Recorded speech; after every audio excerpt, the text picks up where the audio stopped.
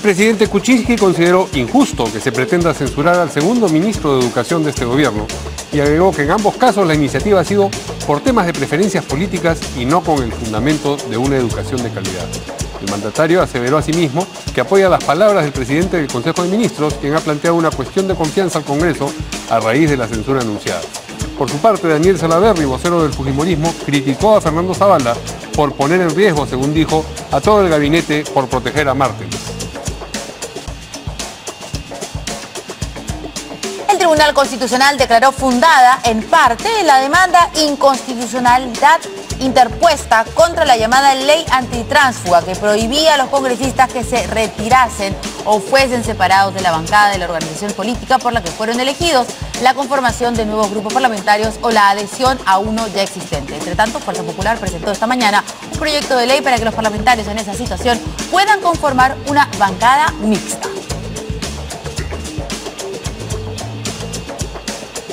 Y la Comisión de Constitución aprobó el dictamen que propone la eliminación de las organizaciones políticas locales, es decir, las de nivel provincial y distrital, de la Ley de Organizaciones Políticas. Esto con el objetivo de fortalecer los partidos y evitar su fragmentación. La propuesta, planteada por Alianza para el Progreso, sería aplicada en las elecciones regionales y municipales del próximo año, de ser ratificada por el Pleno del Congreso. El presidente del Poder Judicial, Duberlí Rodríguez, aseguró que el caso Alejandro Toledo está caminando bien y que el proceso de colaboración eficaz de Joseph Maiman aún no ha terminado. Rodríguez sostuvo que es necesario establecer y demostrar que el dinero producto de la entrega de dinero al exmandatario del Perú Posible fue lavado y para ello se tiene que comprobar una ruta y los vínculos entre el testaferro y el dueño del dinero.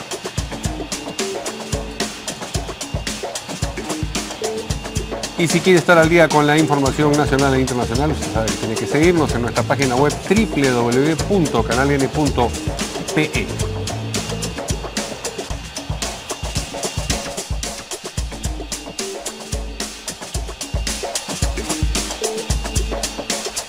tal, amigos? ¿Cómo están? Buenas noches, bienvenidos a En Portada. Hoy tenemos un día lleno de noticias y invitados. Así ¿Qué tal? Es, una mesa llena. ¿Qué tal, Así Mario? es. ¿Cómo estás?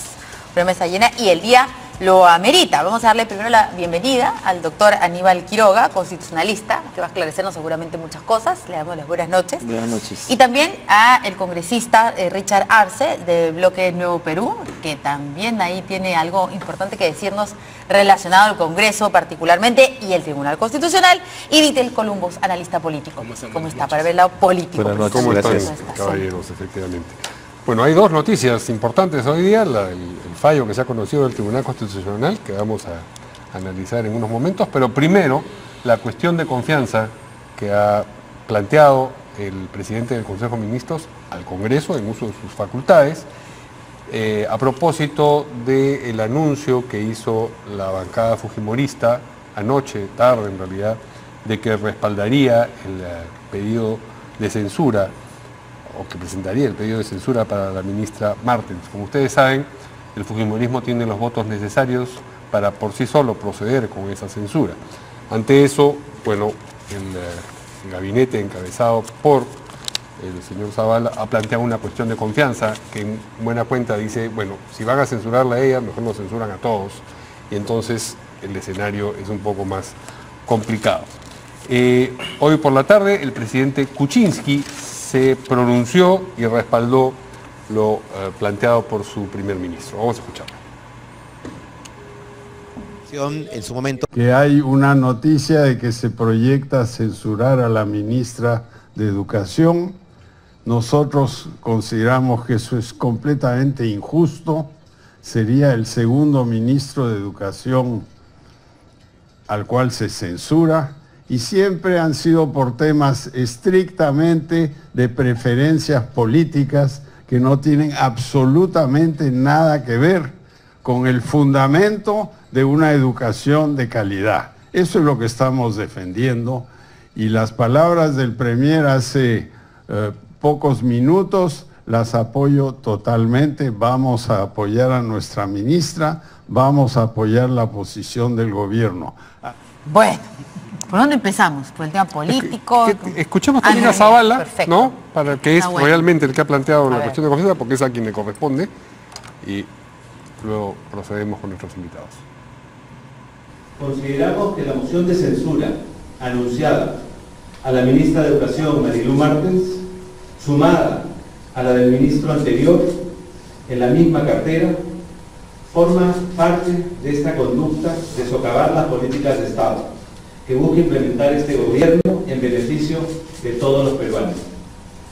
Es lamentable que la mayoría del Congreso proceda con esta decisión de presentar la moción de censura a un nuevo titular de Educación, el segundo ministro de Educación, que pretenden censurar en un periodo menor a un año. Por ello, quiero anunciar que en mi calidad de presidente del Consejo de Ministros he enviado al presidente del Congreso de la República una carta presentando la cuestión de confianza a nombre del gabinete que presido. Asimismo, he solicitado asistir al Pleno del Congreso el día de hoy para exponerlo. Bien. Bueno, esta es la situación. ¿Por qué? Me parece simple, le preguntamos primero al doctor Aníbal Quiroga, ¿por qué es una situación compleja esta? De que finalmente, luego de tantas veces que se le ha pedido al gabinete y al señor presidente de la República que presente esta cuestión de confianza, porque creo que desde el 29 de julio o no sé, 1 de agosto, estamos con que presente la cuestión de confianza. Bueno, finalmente la presentó el gabinete. ¿Por qué tan peligroso? ¿Por qué, digamos, no es peligroso, pero por qué estamos todos atentos a lo que pueda suceder? Bueno, primero hay un problema de raíz, ¿no? El problema es que las elecciones dieron como resultado un sistema paradojal. Por un lado, el presidente gana las elecciones, pero tiene una minoría en el Congreso, una minoría que además se ha desarticulado, está a punto de partirse, que no ha logrado afiatarse ni tender con la mayoría los puentes necesarios para dar una gobernabilidad institucional. Y por otro lado, la oposición pierde las elecciones, pero gana una mayoría abrumadora en el Congreso, una mayoría que ni siquiera el presidente Fujimori la tuvo. Entonces, esta situación tan diversa, en el curso de un año no ha logrado afiatarse, no ha logrado complementarse, y ha traído como consecuencia estos roces permanentes entre el Ejecutivo y el Parlamento. Por otro lado, yo creo que el gesto de hoy día es un gesto audaz, ¿no? Porque eso ha sorprendido a todo el mundo, incluyendo a la mayoría en el Parlamento, que no ha sabido cómo reaccionar, porque la gente lee mal la Constitución. Inclusive he escuchado comentarios de académicos y de políticos importantes que dicen que no es procedente. Constitucionalistas, digamos, hay que decirlo, no congresistas. La cuestión de confianza, políticos. Porque, ¿qué ocurre?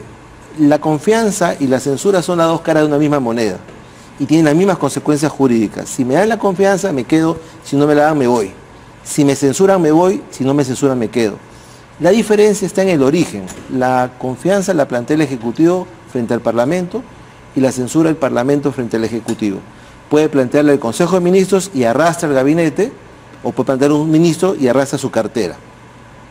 Lo que ha ocurrido entonces es que el presidente del Consejo de Ministros ha ido al Congreso y ha dicho: quiero plantear una cuestión de confianza.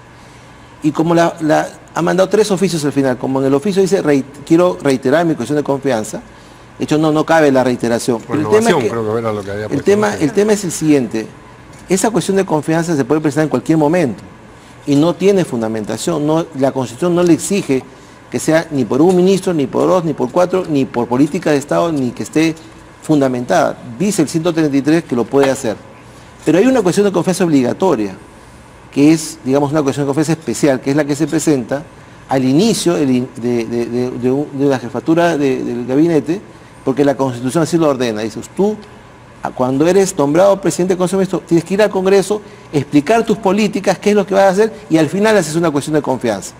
Y la gente confunde, dice, esa es la cuestión de confianza. No, esa es una cuestión de confianza. Pero no solamente la gente, porque estamos hablando del doctor Enrique Bernales, ¿no es cierto? Porque, claro, podría decirse, bueno, que nosotros tengamos una opinión, o que los propios congresistas. Estamos hablando también de otro constitucionalista. Sí. Y acá en el Perú todo se debate, ¿no es cierto? Estamos hablando del doctor que también, digamos, tiene alguna experiencia. No lo he mencionado porque no está acá presente, pero ciertamente políticos también han dicho lo mismo. Entonces, ha habido como una sorpresa y no se vio cómo reaccionar. Lo claro y concreto es que, de acuerdo a la Constitución y al reglamento del Congreso, tienen que darle cabida en una sesión de Pleno, porque la cuestión de confianza se plantea en el Pleno y se vota ese día en ese Pleno o en el Pleno siguiente.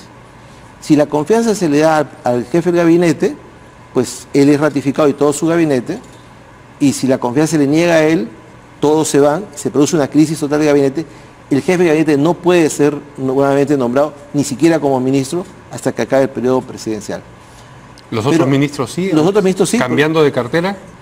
Cambiando, ¿Aún en la misma también cambiando, podría? repitiendo la cartera. Pero pasan ¿Y el dos señor cosas. Zavala, por ejemplo, podría quedarse en economía y salir de primerato? No, porque sobre él recae la No, censura. sí, he escuchado también a otros que dicen que sí, como en este país todo se debate, Sí. por eso pregunto, para saber su opinión, doctor. Y lo segundo es que si se produce una segunda censura o negación de confianza o mixta, censura y negación de confianza, durante los 4 primeros años de gobierno el presidente de la República tiene la facultad de disolver el Congreso, mantener la comisión de permanente y convocar elecciones en 4 meses para completar el mandato, no por 5 años, sino por el tiempo que quede. Cosa que, en mi opinión personal, nunca va a ocurrir, porque los congresistas nunca se van a hacer el jaraquiri. No estamos en España, ¿no? Donde la Cámara de Diputados todos se ponen de acuerdo, saben que se van a disolver, se disuelve por 3 veces, porque hoy día en el Perú, ninguno de los actuales congresistas, ninguno, podría estar seguro que va a ser reelecto. Además les cuesta mucho llegar a ser congresistas, entonces no se van a disparar a los pies. Ese escenario nunca va a llegar, ¿no? Se puso así para contrapesar justamente las censuras. Entonces lo que hay es un pulseo entre el Ejecutivo y el Parlamento. Y tanta fuerza tiene el Ejecutivo como lo tiene el Parlamento. O sea, la Constitución le da a los dos, en el mismo artículo, la misma facultad. Entonces, ni uno se tiene que molestar porque le censuren a los ministros, ni los otros se tienen que molestar porque le hagan una cuestión de confianza. Debatirán y tendrán que llegar al acuerdo que sea necesario. Pero ahora es difícil que, digamos, que estuviese preocupado, sobre todo el fujimorismo, quien está impulsando esencialmente esta moción de censura. Es difícil que se echen atrás y digan, no, bueno, ahora que nos han dicho cuestión de confianza, ya no vamos a censurar a la ministra, ¿o no? No, yo no creo, la verdad, que los fujimoristas vayan a dar marcha atrás, porque, a ver, si es que ellos decidieron ir a la censura o apoyar una moción de censura es porque ellos tenían, se supone, ¿no?, los argumentos, los fundamentos necesarios que respalden su posición, ¿no? Y si ante, digámoslo así, ante la pechada inesperada del gobierno, como dicen en mi barrio, se van a achicar, ¿no? Entonces eso va a demostrar, pues, en primer lugar, que realmente lo hacían solamente por obstruir al gobierno, ¿no? Pero más allá de lo de los fujimoristas, a mí me sorprende que justamente ahora hayan tomado la decisión de hacer la cuestión de confianza, ¿no? Y justamente por la señora Martens. Me sorprende porque si es que hubiesen decidido, por ejemplo, antes de hacerlo, yo hubiese esperado que lo hagan por la primer póliza del presidente, ¿no? Por el ex ministro Vizcarra, ¿no?, que ministro y vicepresidente de la República. O el señor Saavedra. O por Jaime Saavedra, por que último, tenía, ¿no? por supuesto, el la currículum para quedarse. La argumentación que ha dado la primera o la segunda, o ya no sé cuántas cartas ha enviado el Premier, ¿no? Entre la segunda y la tercera creo que es, donde dice que su argumentación para esta cuestión de confianza es defender políticas de Estado en el ámbito de educación. Yo me sigo preguntando cuál es la política de Estado en materia de educación que están defendiendo. La política del caos que generó la ministra por no saber manejar la huelga. O sea, esa es la política de Estado que quieren defender. Y finalmente, el hecho que digan que haber censurado a Saavedra y ahora querer censurar a la ministra Martens, ¿no?, socava la política de Estado, etcétera, etcétera. Sí, pues eso es reconocer, pues, la ineficiencia absoluta de este gobierno, porque las políticas de Estado no giran en torno a personas, ¿no? Los ejes programáticos de las políticas estatales no giran en función a personas. El señor Saavedra fue censurado, la política de educación continuó con la señora Martens, y esta política de reforma educativa no es de este gobierno, tampoco es de Humala. Digamos lo que empezó con lo que hizo el ministro Chang en el segundo gobierno del presidente García, ¿no? Y la política de Estado en materia de educación ha continuado. ¿Que hay deficiencias? Hay deficiencias. Ahora, ¿cuál es la política de Estado que el gobierno quiere defender? ¿Lo que ha funcionado bastante es el descalabro con los maestros? ¿O esta situación extrema en la que llegó, pues, por la falta de diligencia de la ministra, ¿no? Ahora, si es que los congresistas en general, y sobre todo el fujimorismo, van a entrar en esa disquisición de si la censura o la cuestión de confianza es por políticas de Estado o no, yo sí creo de que, con el respeto que se merece el doctor Quiroga, yo sí creo que sí podría haber sido por el tema de políticas de Estado. Sin embargo, el mismo Congreso en práctica parlamentaria ya dijo que no es necesario, porque cuando pasó lo de Torne, el ex ministro de Economía, se dijo lo mismo, que era por un tema de políticas de Estado, etcétera, etcétera, y el señor Torne ninguna política de Estado planteó, simplemente dijo, renueven la confianza porque quiero seguir siendo ministro. Y el Congreso hizo caso omiso a su argumentación original, que era solamente por políticas de Estado, y aceptó tramitar el pedido de confianza del ministro Torne. Por lo tanto, ya por la práctica parlamentaria que ellos mismos han implementado, ya no pueden decir ahora, serían demasiado pues descarados para que ahora digan no procede porque es un tema de políticas de Estado y demás. Ellos mismos se pusieron un candado, vamos a llamarlo así, con el caso de Torne, ¿no? Entonces, ahora no les queda otra que aceptar el pedido de confianza del Premier, ¿no? Escucharlo y ver si le renuevan o no la confianza, ¿no? Y dependiendo de ello caerá pues el gabinete o seguirán. Pero si me permites un retruque solamente para que me precises, porque siempre es bueno aprender, ¿en qué parte de la Constitución se dice que es por política de Estado? ¿En qué parte qué? De la Constitución se dice o se exige que la cuestión de confianza se presente solo por política de Estado. Bueno, esa es la interpretación que yo, por ejemplo, podría tener sin tener la experiencia constitucionalista que tienes tú, por ejemplo, en una lectura conjunta entre el artículo de la Constitución que habla sobre la presentación del Premier cuando es la investidura, más el tema del voto de confianza normal, ¿no? El que está invocando ahora, ¿no? Como presidente del Consejo de Ministros. Es que la cuestión de confianza de investidura es una cuestión de confianza especial para el que empieza. Pero el 133 dice textualmente lo siguiente: el presidente del Consejo de Ministros puede plantear ante el Congreso una cuestión de confianza a nombre del Consejo. Si la confianza le es rehusada, o si es censurado, o si renuncia o es removido por el presidente de la República, se produce la crisis total de gabinete. Y el 86 en la parte pertinente dice: la cuestión de confianza solo se plantea por iniciativa ministerial en sesión de pleno del Congreso. Puede presentarle el presidente del Consejo de Ministros a nombre del Consejo en su conjunto o cualquiera de los ministros. Será debatida en la misma sesión que se plantea o en la siguiente. No dice que tenga que ser por política de Estado. Pero para seguir con la Constitución, yo tengo también mi Constitución. Más pequeñito. Chico. Bueno, como hemos mencionado al doctor Enrique Bernales, ¿no es cierto? No está él aquí presente con nosotros, pero sí estoy viendo algunas de las declaraciones. Ayer ha dicho que todos esos artículos que ustedes han mencionado hay que leerlo con el 119, que dice: la dirección y la gestión de servicios públicos están confiadas al Consejo de Ministros y a cada ministro en los asuntos que competen a la cartera de su cargo. Y dice que ese artículo hay que leerlo en conjunto con el 133. Pero, Verónica, finalmente, ¿no? La posición del doctor Quiroga y la mía puede ser discrepante, ¿no? Los dos somos abogados, pero él es constitucionalista, ¿no? Pero son interpretaciones particulares, ¿no? La del doctor, la mía, la que puede hacer el doctor Bernales. Ya claro, ahora si te digo que vamos a esperar a ver qué interprete el Tribunal Constitucional, le vamos muertos, ¿no? Pero para efectos prácticos, sea por políticas de Estado o no sea por políticas de Estado, ya el Congreso de la República ha sentado un presidente con el caso Torne y ya dijo de que no es necesario que sean por temas de políticas de Estado. Entonces, ya el Congreso, que es quien legisle y que tiene su propio reglamento y quien interpreta los alcances de su reglamento también, ya dijo que es así. Entonces, ahora mal haría el fujimorismo en decir, no se puede, ¿no? No, a ver, congresistas. ¿Qué van a hacer ustedes? Porque han respaldado la censura, pero ahora tendrían que respaldar todo el paquete. Nosotros hemos sido actores en esta circunstancia o esta telenovela que yo le llamaría. Vamos a partir de una premisa. Pienso que se está polarizándose la situación en el país. Considero que la decisión que ha tomado el premier Zabala me parece hasta cierto punto exagerada, no era la circunstancia. El tema muy concreto es el problema con la ministra de Educación, en vista de todo esto, lo que ha sucedido con la movilización social de los maestros y todo lo que ha significado un mal manejo, por cierto, y eso es Vox Populi, y tenemos un indicador contundente. El índice de aprobación del presidente ha caído al punto más bajo de su primer año de gestión y está asociado justamente al manejo del conflicto con los maestros. Y evidentemente esto tiene una cola. Esto arrastra a la ministra en la misma gestión. Entonces, exponer a todo el gabinete en un periodo de confianza es realmente preocupante. Más aún entendiendo que estamos en una coyuntura bastante difícil como país.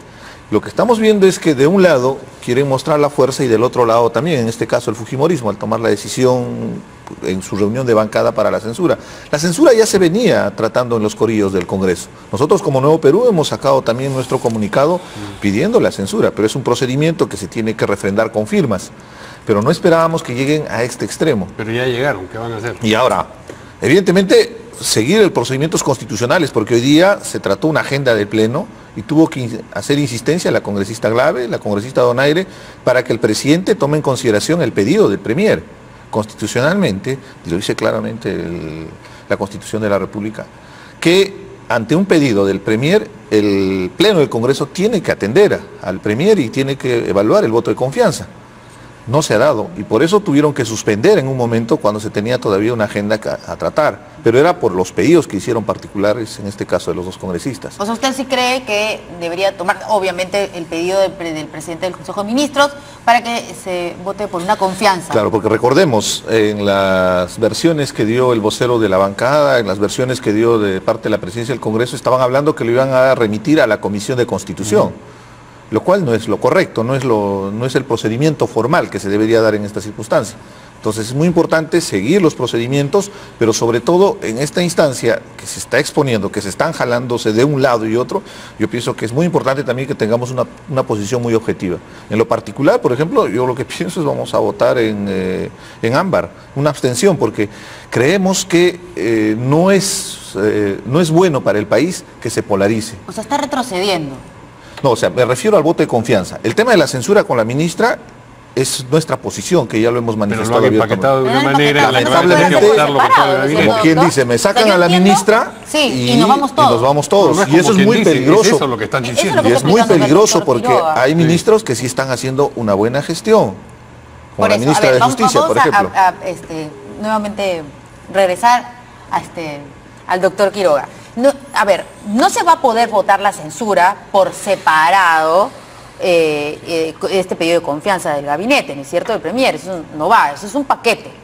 Eso entiendo que es lo que sucede, porque algún congresista dice que va en ámbar por el voto de confianza y a favor de la censura, eso no va. Son actos diferentes que dependen de la misma institución, ¿ya?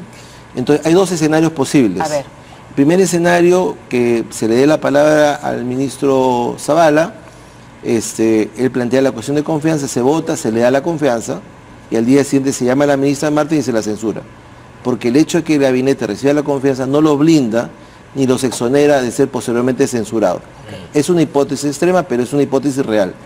Hipótesis segunda, que le digan al ministro Zavala, perfecto, te vamos a dar la palabra la próxima semana.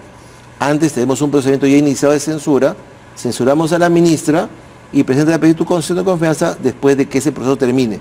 Por supuesto que la ministra tendrá que renunciar y se presentará con un gabinete con un nuevo ministro de Educación. En ese segundo escenario hay un problema, porque todavía no se ha presentado la censura a la ministra, digamos, formalmente. Estoy hablando de una hipótesis, o sea, darle trámite primero a la estación de censura, lo que no se le puede decir a Zavala es no te voy a escuchar, o lo que no se puede decir, sabes que tu carta está mal redactada, vuélvela a hacer. Me parece que eso es impropio y eso pero le pueden dar largonas. Lo pueden programar para más adelante. Sí. Tramitar primero la censura, como dice el señor parlamentario perfectamente, censurarla y luego escucharlo. Pero si la moción de censura, disculpa, todavía no está presentada y en cambio la carta de Zavala ya llegó, se vería, digamos, como una cosa un tanto tramposa realmente, decir, ya, esto llegó primero, pero voy a atender primero lo segundo porque me conviene políticamente. Es probable que se vea así, pero yo, digamos, no conozco cuál es el estatus actual de la cuestión de censura. He escuchado que hace una semana que se viene hablando de la cuestión de censura, pero podría ser un escenario perfectamente posible. ¿No presentó el proyecto ayer? No se presentó, que tengo entendido que no está en la mesa de no está en la mesa. Ok, ahora, podría suceder entonces que, bueno, hoy que con los fujimoristas están reunidos, no sé si ya lo hemos dicho, están reunidos para decir qué van a hacer respecto a esto, pueden decir, bueno, ok, venga ministro, venga el gabinete, ¿vienen? Le dan la confianza y en una semana o 2 semanas censuran a la ministra. Venga usted, señora ministra, siéntese acá, la vamos a censurar y se va a su casa. Ya, no pasa nada. No pasa nada, porque podría pasar dentro de un año, dentro de 2 años, se pueden presentar 200 cuestiones de confianza y 300 censuras. No, y se le puede volver a interpelar también en un caso extremo. Otra vez interpelar. Claro, lo que no se puede hacer es... de esa interpelación se puede censurar. Lo que no se puede hacer es censurar 2 gabinetes seguidos sin que el Congreso no se disuelva o se autodisuelva. Ok, pero ¿cómo se amarra entonces esto? O sea, es difícil amarrar esto del voto de confianza a un solo ministro. Entiendo, por lo que nos está diciendo. No, lo que pasa es que el ministro por sí solo también puede plantear la cuestión de confianza, el caso Torne. Como Torne, y no pasó nada. No pasó nada. Por eso. Cuando el primer ministro es el que es censurado o es el que pide la confianza, arrastra al gabinete. Y sobre él recae la no confianza o la censura. Por eso es que él no puede ser nuevamente designado. Pero eso no blinda. Le van a dar el voto de confianza al señor Premier, claro, eso no y la próxima blinda, semana van a sacar al señor Marilu Martens. Exactamente, eso no blinda a los demás ministros para no ser vueltos a censurar. Pero también puede haber un escenario donde no se le da la confianza y se va a disolver el gabinete actual. Y ahí se formaría un nuevo gabinete con una gran ventaja, un gabinete blindado, un gabinete que el presidente considere con las personas para que formen los ministerios, pero con un gran detalle ahí. Ya no tendríamos la capacidad en el Congreso de poder censurar nuevamente este gabinete, el segundo gabinete. Por eso hablo del gabinete blindado, ¿no? Que le permitiría también al gobierno tener una posición. Puede ser esa la estrategia, el camino que está buscando para de alguna manera. El gobierno está buscando tal vez tener un gabinete blindado, entre comillas. Pero congresista, tendría que desprenderse de Zavala. Definitivamente. Y todo creo que al presidente le cuesta mucho desprenderse de Zavala. Creo que no tiene mucha gente a quien poner en el gabinete. O sea, creo que está clarísimo. Claro, ahora todo el mundo dice, el fujimorismo está que tiembla. Los congresistas en general, no solamente los fujimoristas están que tiemblan porque no quieren perder su curul. Acaba de decir ahorita, de alguna manera, ¿no es cierto? Creo que el doctor Quiroga, ¿no? Pero en realidad también se generaría una situación complicada porque, por favor, hay recambios. O sea, hay banca de suplentes en el gabinete. Sí, pero yo pongo en duda eso. El presidente ha apelado a la Abacus, después apelará al Banco de Crédito, a LAN, a otro grupo empresarial para que le pueda facilitar los perfiles para tener nuevos ministros. El argumento del doctor Quiroga es en el sentido de, por ejemplo, del interés de los congresistas es manifiesto, porque miren, ¿no? Acaba el congresista Arce, ¿no? Con todo respeto acaba de decir, si llegaran a censurar al gabinete Zavala, ¿no? Entonces el nuevo gabinete sería un gabinete blindado. O sea, la Constitución sí te permite volver a censurar, sí. Claro, pero entiendo yo, o al menos eso se ha entendido de su comentario, ¿no? Lo blindado es que ya estarían, pues, serían intocables porque los congresistas no los van a censurar, porque habría la posibilidad de que se vayan a su casa, ¿no? Entonces, pero finalmente, creo yo que con todo este alboroto que está generando tanto el Congreso como con el Ejecutivo, la ciudadanía en general lo que está, creo yo, terminará pensando es, mejor que se vayan los dos, ¿no? Tanto fastidian el Congreso, el gobierno no sabe manejar las cosas, mejor que se vaya y que haya nuevas elecciones, ¿no? Entonces, yo creo que sí, es cierto, el gobierno ha hecho una jugada audaz que el fujimorismo de todas maneras no se le esperaba. Es clarísimo, ¿no? Porque ahorita están reunidos sin saber qué hacer. Sí, pues no es como que... no es demasiado original la jugada, porque ya se había mencionado en otras oportunidades, sí, claro, pero lo que no pensaban es que fueran a tener la presencia de ánimo de hacerla. Y en este escenario, perdón, en esta coyuntura. Por esa ministra, nadie se lo esperaba. Por eso yo decía, ¿no? Si no han defendido a su primer vicepresidente, yo decía ya, bueno, si no lo hicieron por Vizcarra, ¿qué lo van a hacer por Martens? ¿No? La mandarán a Noruega, no sé, a cualquier otro país embajadora. Todas las jaladas de alfombra que le han metido a la pobre ministra durante esta semana. Y la ministra debe sentirse mal, ¿no? Si uno ve la conferencia de prensa que dio pues al costado del Premier Zavala, sí pues, ¿no? Su cara te decía todo, ¿no? Entonces, y todos los ministros atrás con un rostro compungido, pues, ¿no? Muy probablemente terminando, pues, la conferencia le han hecho callejón oscuro a la ministra, porque es básicamente por su culpa que todos están en esta situación, ¿no? Y yo sí coincido en algo en concisarse, ¿no? Que es, la verdad que la ministra no ha dado, pues, muestras que ameriten que el Consejo de Ministros ponga su cabeza por ella, ¿no? Yo creo que eso podrían haberlo hecho, no sé, por Vizcarra, por no Saavedra, Yufra, ¿no? Pero no por la ministra, pues no, que termina agradeciéndole a los maestros huelguistas, gracias por haber levantado la huelga. O sea, no, y el argumento es muy débil respecto a la política educativa, porque en este momento la ministra ya no es parte de la solución, es parte del problema. Solamente se ha suspendido la movilización social de los maestros, o sea, no se ha paralizado la huelga, ya se perdieron las clases, la situación es bastante extrema, hay que partir de esa premisa. Entonces, ahí es importante que el gobierno tome una decisión que no arriesgue la gobernabilidad del país. Eso es muy importante porque por encima de los intereses políticos partidarios, justamente por eso lo estoy exponiendo. O sea, nosotros tenemos la obligación de salvaguardar la gobernabilidad del país. Es muy importante para todo lo que se viene. Estamos en una etapa de reconstrucción, una etapa de contracción económica, tenemos algunos problemas de país que se tienen que abordar y no conviene que se ponga en juego la gobernabilidad del país. Yo hice tener una lectura distinta, ¿no? Con todo respeto que me merece, porque esto ya no es una ciencia, es puro análisis y por lo tanto es un tema opinable.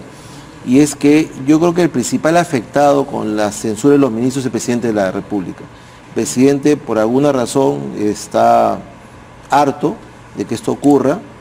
Su bancada fraccionada no ha logrado comunicarse de manera apropiada con la mayoría y entonces siente que le van sacando uno tras otro paritroque, no sea quien sea, Vizcarra, Torres, lo que sea, y que no le dejan trabajar con la gente que él quiere trabajar. No es que estén quemando las naves por la ministra Martín, que ciertamente políticamente está muy magullada, es el presidente que se siente afectado. Entonces manda al primer ministro a que pida la cuestión de confianza un poco para tratar de reequilibrar las relaciones del Parlamento. A mí no se me ocurre que el primer Zavala plantee esto en el Parlamento si es que no tiene la anuencia y la decisión del presidente de la República. Dicho al revés, es el presidente que toma la decisión de hacer esto, ¿no? Y claro, los demás ministros están un poco preocupados porque pueden perder su cartera, pero yo creo que la cuestión de confianza no está en discusión. El gabinete no se le va a negar la cuestión de confianza porque el Congreso sería el harakiri y entraríamos a un gabinete blindado. Podrían poner a Melcochita de primer ministro, por poner un ejemplo, con todo respeto, y no se le va a poder tocar, porque el Congreso no se va a autoincinerar. Acá, hoy día, ni mañana ni pasado, y eso lo puedo apostar. No, pero acaba de decir el congresista que votaría en ámbar.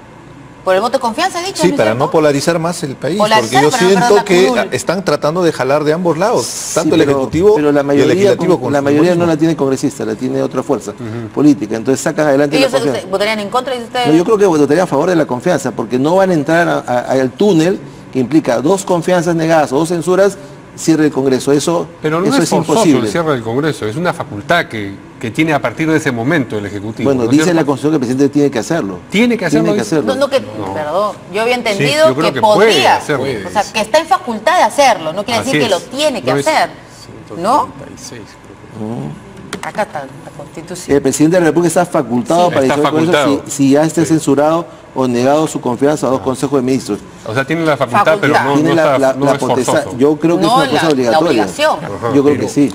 Pero en fin, Y consecuencia lógica, ¿no?, de una decisión de esa Sí, naturaleza. pero mira, Está más redactado, en la sí, coyuntura en la que estamos, pues cuando tenemos podría un presidente de la República con 19% o 22%, dependiendo de la encuesta de aprobación, o sea, el presidente no creo, pues, si eso lo hubiese hecho, pues, con Saavedra nada más ahí mismo, empezando el gobierno, podría haber sido, ¿no? Pero un gobierno que tiene 19% y que la verdad su popularidad está en picada. Ah, ¿cuántos ¿no? congresistas sacaría? Yo me refiero, pues, a cómo asimilaría la ciudadanía una medida esta tomada por un gobierno nuevas elecciones impopular como este, ¿no? congresales, claro. Entonces, y si a eso le sumas, ¿no?, el hecho de que tú te imaginas que, ok, vamos al escenario ideal, pues, del antifujimorismo rabioso, ese que dice disuelvan el Congreso, ¿no?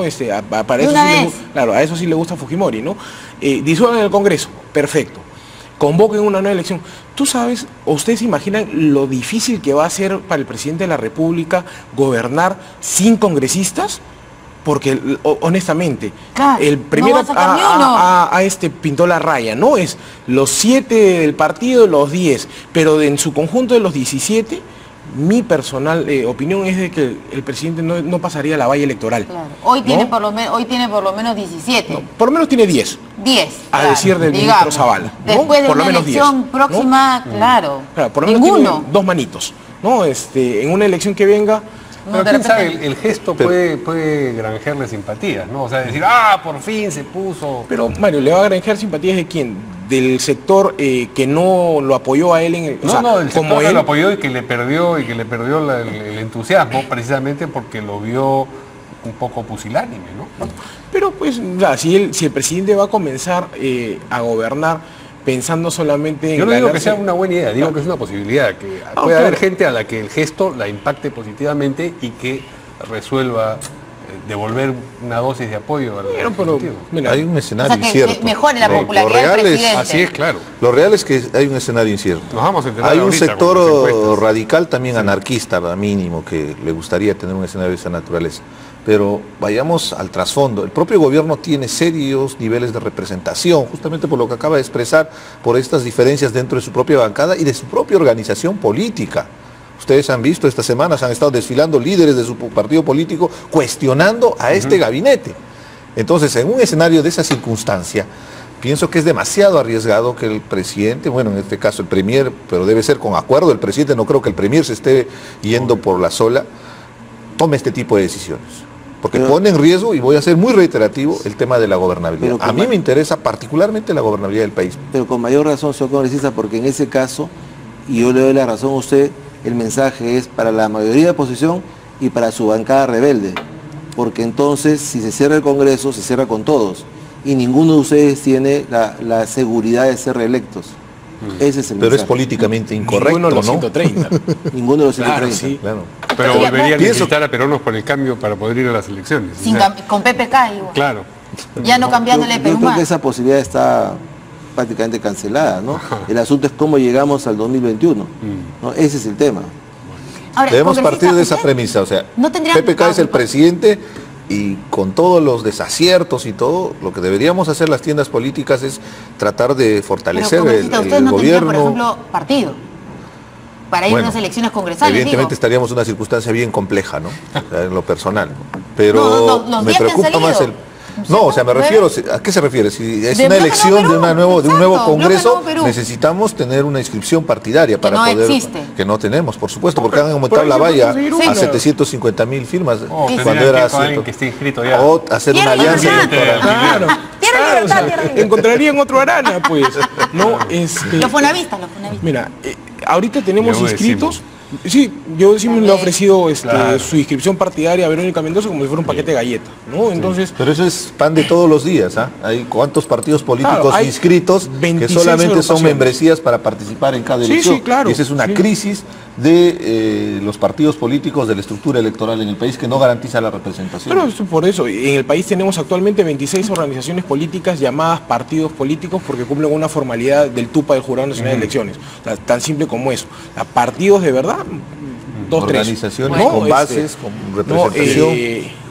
Bueno, ya no, ya Vamos a ver. para no chocarme con el congresista. Quiero postular al Congreso.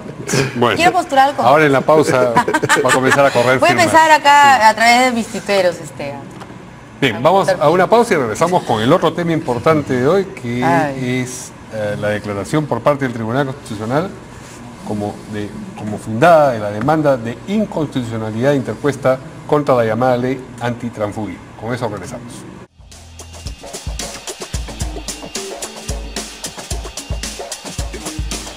Muy bien. Por favor. Vamos con el siguiente tema entonces. El Tribunal Constitucional declaró, finalmente ya sabemos, oficialmente, fundada en parte la demanda de inconstitucionalidad interpuesta contra la llamada ley antitránsfuga que prohíbe a los congresistas que se retiren o fuesen separados de la bancada de la organización política por la que fueron elegidos. La conformación de grupos parlamentarios o la adhesión a uno ya existente. Fuerza Popular ha presentado un proyecto de ley para que los parlamentarios en esa situación puedan conformar una bancada mixta.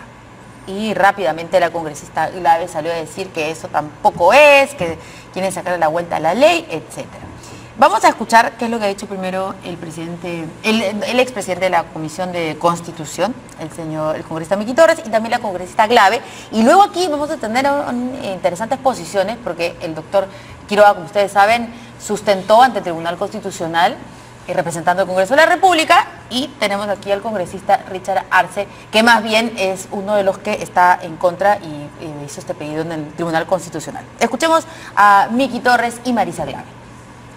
Si es que sale antes del fallo, evidentemente el Tribunal Constitucional ya no tendría sobre qué pronunciarse, porque ha habido una sustracción de la materia. Sabe que hay un fallo pendiente y ustedes están adelantando con este proyecto de ley. Nosotros en ningún momento hemos renunciado a la facultad que tenemos de legislar.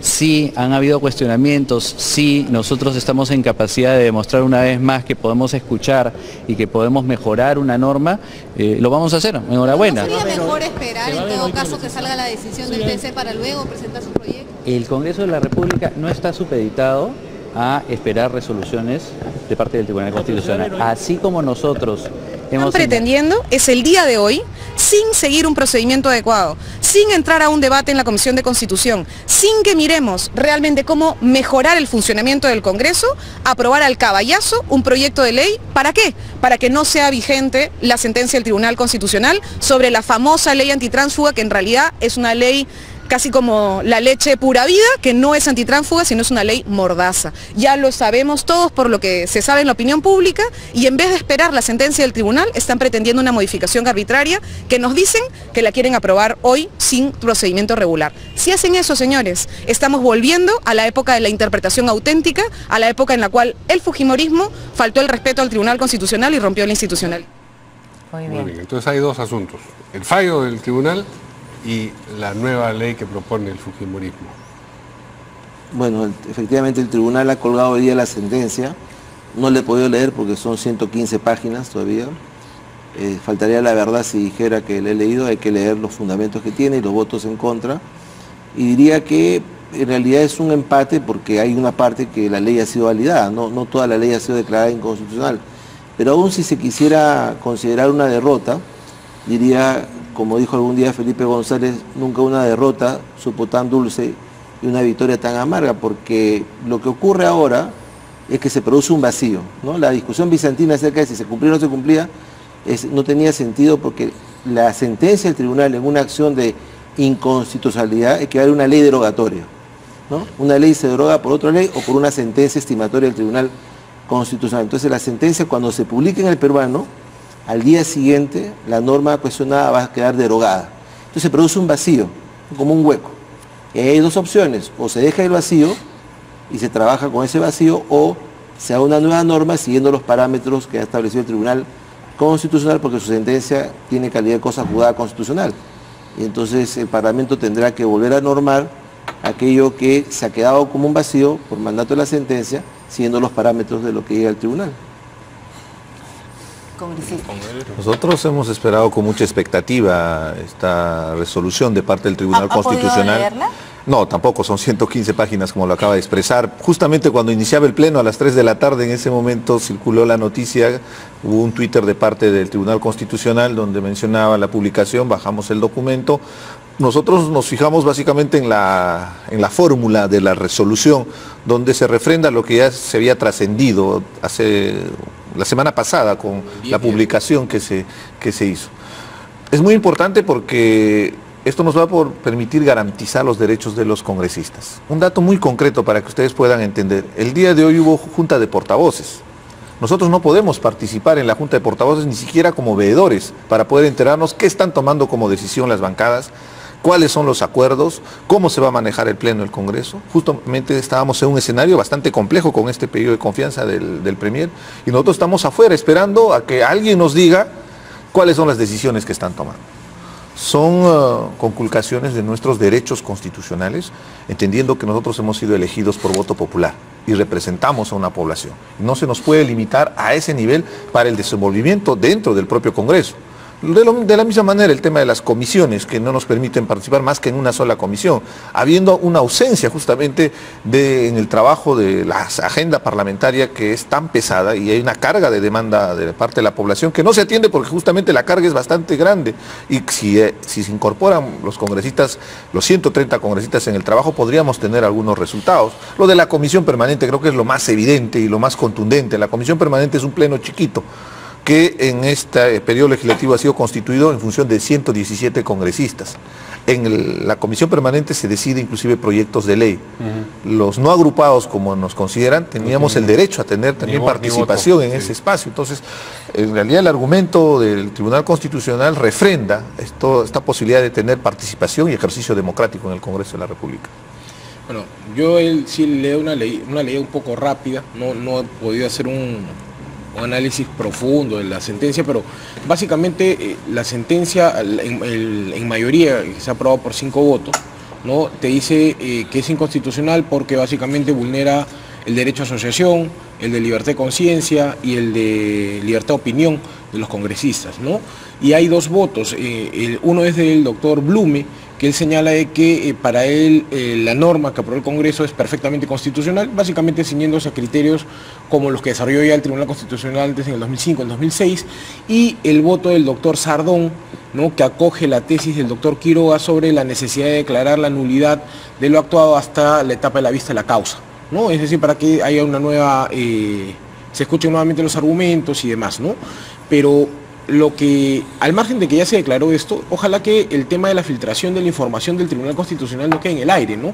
Porque si bien es cierto, no era el tema de fondo, el tema medular de lo que debió resolver el tribunal, sí es importante pues de que el tribunal haga respetar sus fueros, ¿no? Y el tribunal no puede dejar, el Tribunal Constitucional me refiero, sí, no puede dejar al aire el tema de que se filtren de esa manera pues los fallos a partes interesadas, ¿no? Porque el hecho de que se haya publicado, para mí al menos, la parte del fallo de la sentencia en el Twitter, pues, te demuestra pues que la precariedad institucional en la que vivimos es terrible, pues, ¿no? Entonces uno piensa, ¿y desde cuándo el Twitter reemplazó al diario oficial del peruano? Sí, obviamente, yo leo cosas más interesantes en el Twitter que en el diario oficial del peruano, ¿no? Pero los conductos regulares se deben respetar, ¿no?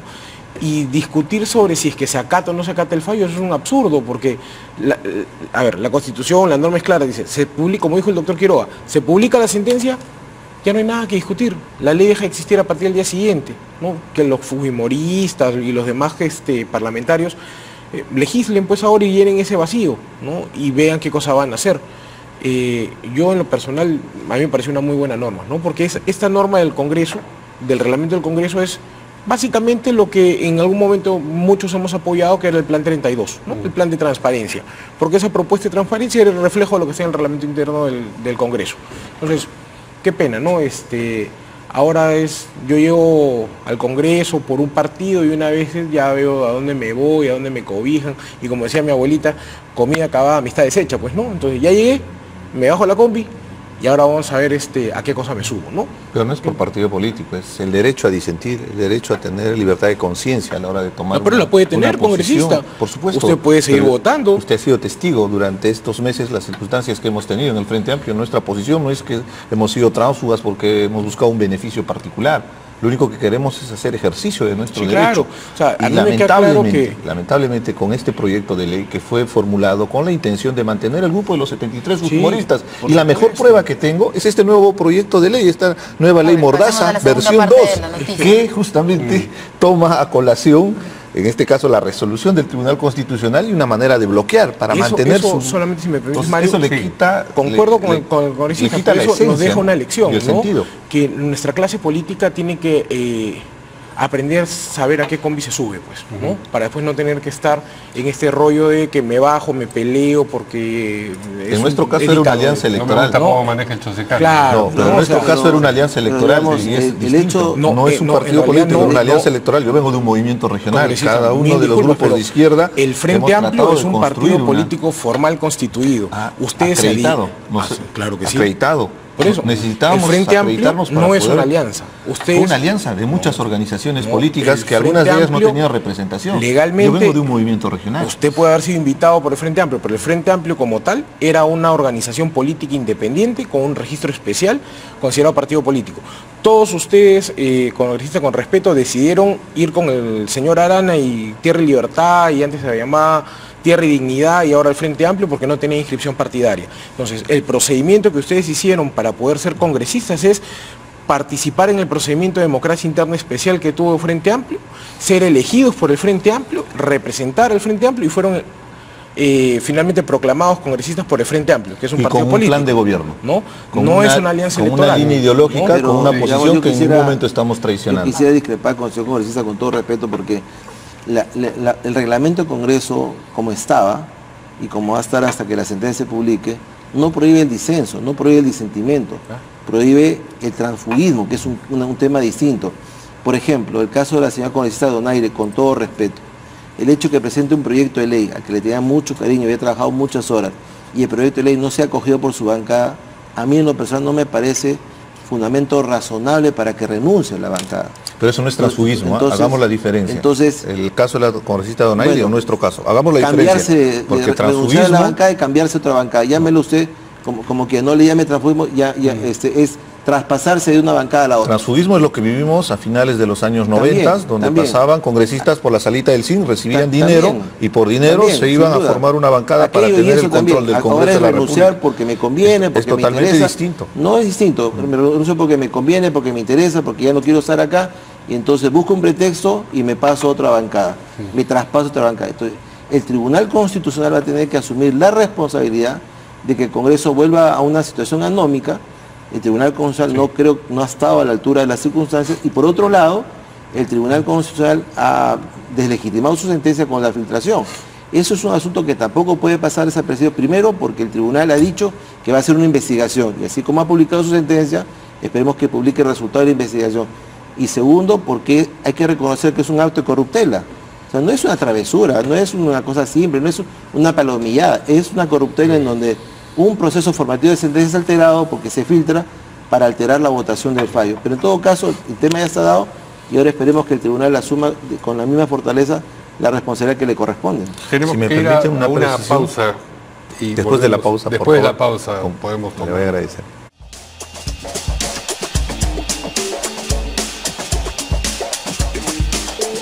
Muy bien, nuestra tercera noticia tiene que ver con un dictamen que ha aprobado la Comisión de Constitución, que está de alguna manera ligado al tema del que hablábamos antes de la pausa. Es un dictamen que propone la eliminación de las organizaciones políticas locales, es decir, las de nivel provincial y distrital de la Ley de Organizaciones Políticas, para que se refuercen como consecuencia los partidos políticos nacionales. Pero había pedido decir algo más sobre el asunto anterior aquí el congresista Arce, y yo también tenía una pregunta que luego quisiera que me respondiera el doctor Quiroga. Es decir, publicado el fallo, producido el vacío del que usted habló, pueden hacer lo que querían hacer los congresistas que han quedado sueltos, digamos. En ese vacío pueden adherirse a otras bancadas o formar la propia. Depende, pues, porque la secuencia legislativa es así. Se publica el fallo hoy, supongamos hoy día miércoles, y mañana jueves la ley está derogada. Mañana sale el vacío. Pero si mañana jueves se promulga la reforma del reglamento, siguiendo los parámetros de la sentencia del tribunal, entonces ya no habría ese vacío y habría que sujetarse a lo que dice el reglamento. Muy bien. Pues hay que estar con el documento detrás de la oficina. ¿Quién ingresa primero el papelito? Es como lo de la censura y la confianza. Eso no es una reforma electoral, eso no ayuda al fortalecimiento institucional del Congreso de la República, menos de los partidos políticos. Hay una precisión respecto a lo que hizo la afirmación el doctor Quiroga, con todo respeto. El escenario inicial, el punto de partida de este Congreso, hablaba, por ejemplo, de la conformación de bancadas libremente. Hablaba que las bancadas se conforman con 5 congresistas. El fujimorismo con el aprismo tomaron la decisión, perdón, con 6 congresistas, ese era el procedimiento previo. Con 6 congresistas se formaba una bancada. En esta elección hicieron una modificación a acuerdo del aprismo y el fujimorismo para permitir que el aprismo tenga su propia bancada. La idea es que se respete las reglas de juego tal como estaban establecidas. Si hay una modificación, y más aún constitucional, en el funcionamiento del Congreso de la República, eso aplica para el siguiente periodo legislativo, porque nosotros hemos sido elegidos bajo ciertos parámetros preestablecidos. Entonces es muy importante también resaltar, el fujimorismo lo que está haciendo es esas modificaciones y pretende hacer una nueva modificación vulnerando derechos constitucionales de los congresistas. Pero eso no existe en la técnica legislativa, pues, porque no se puede dar una ley que entre en vigencia dentro de 5 años. La ley entra en vigencia, como la propia sentencia del tribunal, al día siguiente de su publicación. Sí, pero es importante fortalecer la institucionalidad de los partidos políticos. Pero no funciona así la técnica legislativa, o sea, más allá de las buenas palabras y la buena intención, la técnica legislativa funciona así, la ley se promulga y mañana está vigente. Lo que me molesta y lo que me incomoda, y creo que mucha gente va a coincidir, es el direccionamiento. Antes se formaban las bancadas con 6 congresistas, modifican y ahí sí aceptan ese tipo de modificaciones, pero cuando este tipo de circunstancia, ahí tienen una posición interesada. Y respecto a la propuesta que el día de hoy hemos estado tratando de la reforma electoral, por ejemplo, de las organizaciones políticas locales. Se vuelve a seguir parchando la ley electoral, cuando en el Congreso está faltando una verdadera discusión que nos permita justamente evitar lo que estamos conversando, el transfugismo, evitar la debilidad de los partidos políticos, evitar que existan partidos políticos tipo membresía para que solamente sirvan a la hora de participar en elecciones. Mientras no se aborde el problema de manera conjunta, este tipo de parches, que en algunos casos son saludables, por ejemplo, el tema concreto de que ya no se va a exigir a los movimientos regionales, partidos políticos, que durante la inscripción ingresen la ficha electrónica, que era un serio problema porque necesitabas internet para poder registrar la inscripción, en este caso las fichas de los candidatos. Yo he sido candidato regional y recuerdo bien en la provincia de Cotabambas, donde está el proyecto minero Las Bambas, no había internet. Era un problema gravísimo por los tiempos y este proceso que tiene plazos preestablecidos que no permitían inscribir. Entonces, el tema de los votos golondrinos, por ejemplo, son cosas que se tiene que trabajar. Los votos golondrinos es que hay gente que cambia su dirección solamente para votar en elecciones. Hay distritos que se ganan con 100 votos, entonces puedes cargar en 2 buses a los electores y ganas la elección para que puedan tener una representación. Entonces, este tipo de modificaciones son saludables, pero en el marco de una reforma estructural del sistema electoral, no como parche previo a una elección, en este caso del 2018. Mira, el proyecto yo creo que es beneficioso. En la actualidad tenemos 193 organizaciones políticas inscritas en el Jurado Nacional de Elecciones, de las cuales 26 son partidos políticos, ¿no? Entonces, por ahí alguien había dicho, había propuesto que todos los que estén inscritos en el jurado tendrían que, en el ROP del jurado, participar en las elecciones. ¿Se imaginan ustedes, pues, las células de votación van a ser, pues, el diario de comercio va a quedar, pues, como una servilleta al costado de ellos, ¿no? Entonces, sí es cierto que se tiene que mejorar, sí es cierto que no podemos avanzar con reformas parciales o dejarlas ahí, pero, no, dada la coyuntura, todo el tiempo que se ha perdido, cualquier reforma que apunte a fortalecer el sistema democrático ya tiene que ser bienvenida, ¿no? Muy bien. Muchas gracias a nuestros invitados, se nos agotó el tiempo. Nos vemos mañana y se quedan con Primero a las 8.